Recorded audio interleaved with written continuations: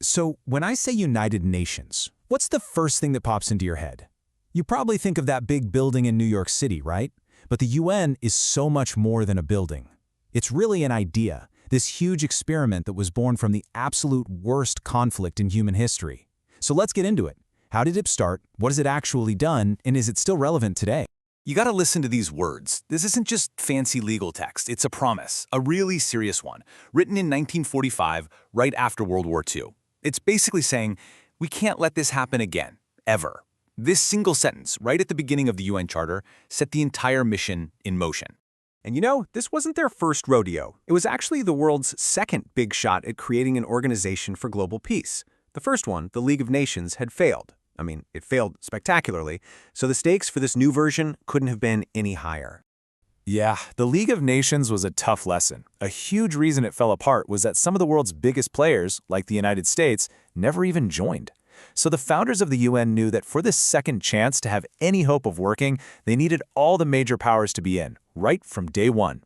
No exceptions. And they were. The UN officially kicked off on October 24, 1945, with 51 countries signing on. But look at it today. It's grown to 193 member states. That's pretty much every country on the planet, which really shows you just how big its ambition is. Okay, so you've got this massive organization with nearly 200 members, all with their own agendas. How on earth does something like that actually work? Well, let's take a look under the hood at the structure they designed. The whole thing is built around these 6 main parts. You've got the General Assembly, which is kind of like the world's town hall meeting. Every country gets a seat and a vote. But, and this is a big but, the real muscle, the power to actually do things, like impose sanctions or authorize military force, that lies with the Security Council. And this is where things get really controversial. It's called the veto power. Basically, the 5 main victors of World War II gave themselves the power to shut down any resolution they don't like. Just one no vote from any of them, and it's dead. It was a trade-off, to make sure they'd join. But it's also the very thing that has paralyzed the UN on some of the world's biggest crises, over and over again. So that whole power dynamic, it has a massive impact on what the UN is probably most famous for: peacekeeping. We've all seen those blue helmets on the news. Peacekeeping started out pretty small back in 1948, mostly just as an observer mission. But check out this timeline. For decades, it was pretty limited. Then, boom! Look what happens right after the Cold War ends. With the US and the Soviet Union no longer vetoing each other's every move, the UN was suddenly let off the leash. It went from just 5 operations in 1988 to 28 only 5 years later. That's an explosion. But this rapid growth tells a story of mixed results, for sure. On one hand, you have these incredible successes, like helping Namibia peacefully transition to independence. But on the flip side, you have these absolutely devastating failures, like the UN's powerlessness to stop the genocide in Rwanda in 1994. And that tension between what the UN wants to do and what it can actually do goes way beyond just security.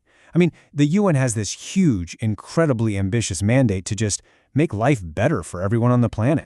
And this right here, this might be one of its most important contributions ever. The Universal Declaration of Human Rights. Adopted in 1948, this document was a total game changer. For the first time ever, it laid out a common standard of basic rights and dignity that every single person in every nation is entitled to. And the UN doesn't just talk the talk. It tries to walk the walk on a massive scale. Just to give you an idea, wrap your head around this number: 1.4 billion. That's how many people have gotten food aid from just one of its agencies, the World Food Program, since 1961. And that's just the tip of the iceberg. You've got UNESCO, which works to protect our shared cultural heritage. There's the UNHCR, helping refugees who've had to flee their homes. You've got UNICEF, fighting for kids. And of course, the World Health Organization, which leads the charge on global health crises. Now, the UN isn't working completely alone here. It partners up with these other super powerful but independent financial groups that were also created right after World War II, the World Bank and the International Monetary Fund, or the IMF. So on paper, their mission sounds great: fight poverty, keep economies from collapsing. But, and this is a big but, they've come under a ton of fire over the years. Critics argue that their big projects often ignore the environmental damage they cause, and that the strings attached to their loans end up helping rich countries more than the poor countries they're supposed to be supporting. Which brings us to the million-dollar question for today. In a world facing challenges its founders couldn't even have dreamed of, we're talking climate change, cyber warfare, global pandemics, is this institution, born in the 20th century, still the right tool for the job? Well, you have critics like Abraham Bell who basically say no. They argue the UN has been pretty ineffective. They'll point to its struggles to stop the spread of nuclear weapons or its inability to get a real global response to climate change as proof that it's just not up to the task anymore. But then you have the other side of the debate. People like William Berkweit say, look, it's flawed for sure, but it's our best and maybe our only hope. The thinking here is that for huge problems that don't care about borders, you need a global institution. And the UN, with all its problems, is the only one we've got. So, what do you think? Is the United Nations an outdated relic from another time? Or is it a flawed, frustrating, but ultimately essential tool we need to build our future? That right there is the question that's going to define the next chapter for all of us.